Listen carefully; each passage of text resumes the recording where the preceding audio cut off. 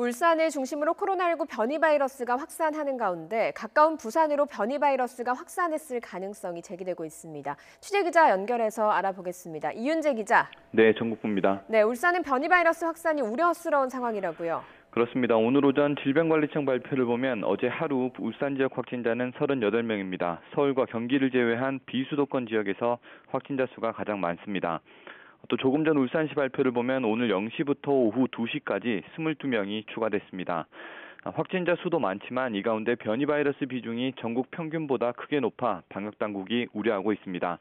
지난 3월 이후 어제까지 울산 지역 코로나19 확진자는 1,057명입니다. 지난해 첫 발생 이후부터 지난 2월까지 1년 안팎의 기간에 1,051명이 감염됐었는데 60여일 만에 이를 뛰어넘은 겁니다.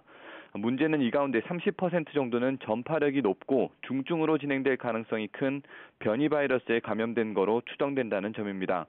방역당국이 분석한 결과 3월 이후 확진자 가운데 12개 집단 76명에게서 영국발 변이 바이러스가 검출됐습니다.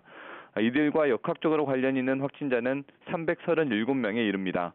변이 바이러스가 빠르게 확산하면서 방역당국은 2단계 거리두기를 오는 16일까지 2주일 연장했습니다.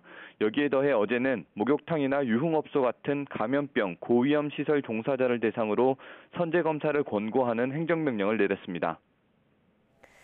네, 그런데 이 변이 바이러스가 다른 지역으로 전파됐을 거란 우려도 나오고 있다고요?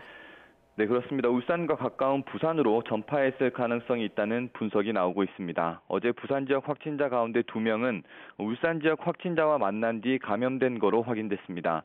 이 때문에 변이 바이러스의 부산 전파 가능성이 제기된 건데요. 아직 울산 지역 확진자가 변이 바이러스에 감염됐는지는 확인되지 않았습니다.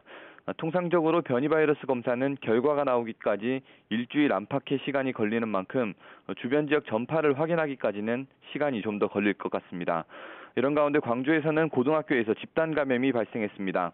고등학교 1학년생 1명이 감염된 이후 같은 학교에 다니는 13명이 추가로 확진됐습니다. 이들 13명은 1학년 여러 반에 걸쳐 나온 거로 확인됐습니다. 이 때문에 추가 감염 우려도 적지 않습니다. 방역당국은 확진 학생과 밀접 접촉한 사람들을 파악해 검사했고 교직원과 학생 수백 명을 자가격리 조치했습니다. 지금까지 전국부에서 YTN 이윤재입니다.